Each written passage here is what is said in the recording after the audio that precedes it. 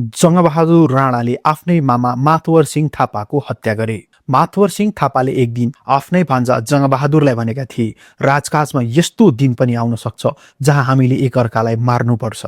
सायद त्यति बेला माथवर सिंह थापालाई थाहा थिएन, केही वर्षपछि उनको आफ्नै भविष्यवाणी सत्य साबित हुनेछ र उनी आफ्नै साख्य भान्जा जङ्गबहादुरबाट मारिनुपर्नेछ।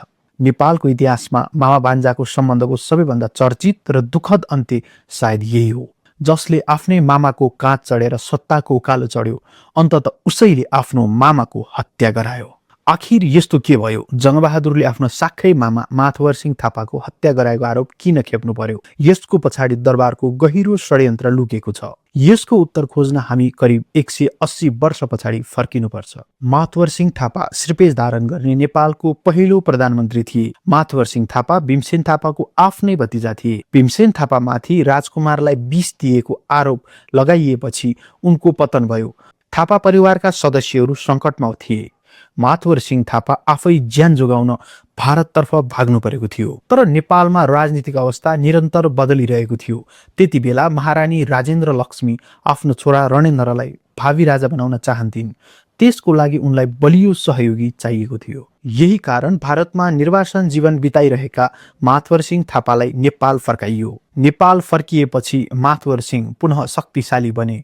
उनी प्रधानमन्त्री नियुक्त भए र दरबारमा उनको प्रभाव फेरि बढ्न थाल्यो। यही समयमा उनले आफ्ना भान्जा जङ्गबहादुरलाई पनि माथि उठाउन थाले। जङ्गबहादुरलाई सैनिक पद, अवसर र दरबारमा पहुँच दिलाउन माथवर सिंह थापाको ठूलो भूमिका रहेको मानिन्छ। एक अर्थमा भन्ने हो भने जङ्गबहादुरको राजनीतिक उदयको आधार नै माथवर सिंह थापाले तयार गरेका थिए। तर सत्ता भनेको सधैँ स्थायी मित्रताको ठाउँ हुँदैन।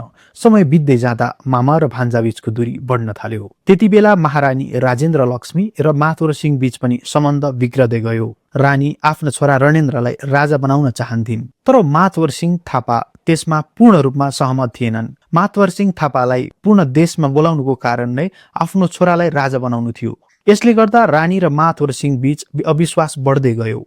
माथवर सिंहमा रहेको घमण्डी स्वभावले गर्दा उनको आफ्नै भारदारहरू पनि उनीदेखि उदासीन हुन थाले। अन्ततः रानी, जङ्गबहादुर र अन्य दरबारिया गुटहरूको स्वार्थ एक ठाउँमा मिल्दा माथवर सिंह थापा एक्लिँदै गए। दरबारभित्र षड्यन्त्र, गुटबन्दी र शक्तिको सङ्घर्ष तीव्र बन्दै गयो। अन्ततः विक्रम सम्वत 1902 जेठ 2 गते इतिहासले नयाँ मोड लियो। त्यो रात माथवर सिंह थापालाई रानी सिकिस्त बिरामी भएकोले तुरुन्तै दरबार आउनु भन्ने खबर पठाइयो। छोरा रणोज्जवल सिंह र आमा रणकुमारीले राति एक्लै नजान माथवर सिंहलाई आग्रह गरेका थिए। तर घमण्डी माथवर सिंहले अङ्गरक्षकहरूले समेत भोलि पर्खेर जानुस् भनेको नमानी आत्मविश्वासको साथ मलाई कसले के गर्न सक्छ र भन्दै उनी दरबार गए। उनी कुलमान सिंहसँगै राजदरबारतर्फ लागे। दरबार पुगेपछि एक युवतीले उनलाई माथि जान आग्रह गरिन्। उनी भर्याङ उक्लदै गए। उता कुलमान सिंहले पछाडिबाट ढोकाहरू बन्द गर्दै गए। भित्र जङ्गबहादुर लोड गरिएको बन्दुक लिएर तयार अवस्थामा थिए भने गगन सिंह पहरा दिइरहेका थिए। केही क्षणमै गोली पड्कियो।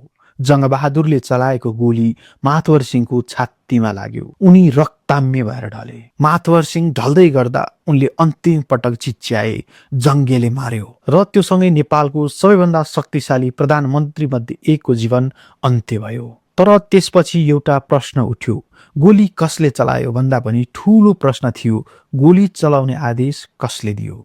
यही प्रश्न आजसम्म इतिहासको बहसको विषय बनेको छ। कतिपय इतिहासकारहरूका अनुसार महारानी राजेन्द्र लक्ष्मीको आदेशमा हत्या गरिएको थियो, किनभने माथवर सिंह अब रानीको राजनीतिक योजनामा बाधक बनिसकेका थिए। तर अर्को पक्षले जङ्गबहादुरलाई शङ्काको घेरामा राख्छन्, किनभने प्रचलित कथन अनुसार माथवर सिंह थापाको हत्या भएपछि सबैभन्दा बढी फाइदा जङ्गबहादुरलाई भएको थियो। अर्को प्रचलित कथन अनुसार देवी बहादुर कुँवर जङ्गबहादुरका भाइ थिए। माथवर सिंह थापा प्रधानमन्त्री भएको बेलामा देवी बहादुर कुनै गम्भीर अपराध, दरबार विरोधी गतिविधिमा संलग्न भएको आरोपमा पक्राउ परेका थिए। जब उनीमाथि मृत्युदण्डको फैसला हुने अवस्था आयो, जङ्गबहादुरले आफ्ना मामा तथा प्रधानमन्त्री माथवर सिंह थापासँग भाइको ज्यान बचाइदिन अनुरोध गरेका थिए। तर माथवर सिंहले राज्यको कानुन र अनुशासनलाई अगाडि राख्दै सजाय माफी दिन अस्वीकार गरेको भनाइ पाइन्छ। कतिपय इतिहास इतिहासकारहरूका अनुसार जङ्गबहादुरले आफ्नो भाइलाई बचाउन निकै प्रयास गरेका थिए तर सफल भएनन्। माथुवर सिंह थापाले आफ्नै भान्जा जङ्गबहादुरलाई भनेका थिए, राजकाजमा यस्तो दिन पनि आउन सक्छ जहाँ हामीले एकअर्कालाई मार्नुपर्छ। अन्ततः देवी बहादुरलाई मृत्युदण्ड दिइयो। यही घटनापछि जङ्गबहादुरको मनमा माथुवर सिंह प्रति गहिरो असन्तुष्टि र रिस पैदा भएको कथन सुनिन्छ। अन्ततः सत्य के थियो? के माथुवर सिंह थापाको हत्या महारानी राजेन्द्र लक्ष्मीको आदेशमा भएको थियो कि भाइ देवी बहादुरको मृत्युदण्डपछि रिसले भरिएका जङ्गबहादुरले षड्यन्त्र रचेका थिए? यसको स्पष्ट उत्तर इतिहाससँग छैन। तर एउटा कुरा के निश्चित छ भने विक्रम सम्वत 1902 जेठ 2 गते दरबारको भर्‍याङमा ढलेको शरीर केवल माथुवर सिंह थापाको मात्र थिएन। त्यो सँगै नेपालको एउटा राजनीतिक युग समाप्त भएको थियो र त्यसको भग्नावशेषमाथि उभिएर एक नयाँ शक्तिको उदय हुँदै थियो। त्यो शक्ति थियो जङ्गबहादुर। माथुवर सिंहको मृत्युपछि जङ्गबहादुरको शक्ति र प्रभाव तीव्र रूपमा बढ्न थाल्यो। केही समयपछि गगन सिंहको पनि हत्या भयो। त्यसपछि नेपालको इतिहासकै रक्तरञ्जित घटना कोट पर्व घट्यो। कोट पर्वपछि जङ्गबहादुर नेपालको सबैभन्दा शक्तिशाली व्यक्ति बने। अन्ततः उनले राणा शासनको आधारशिला राखे र करिब 1 शताब्दी भन्दा बढी समयसम्म चल्ने शासन व्यवस्थाको सुरुवात गरे।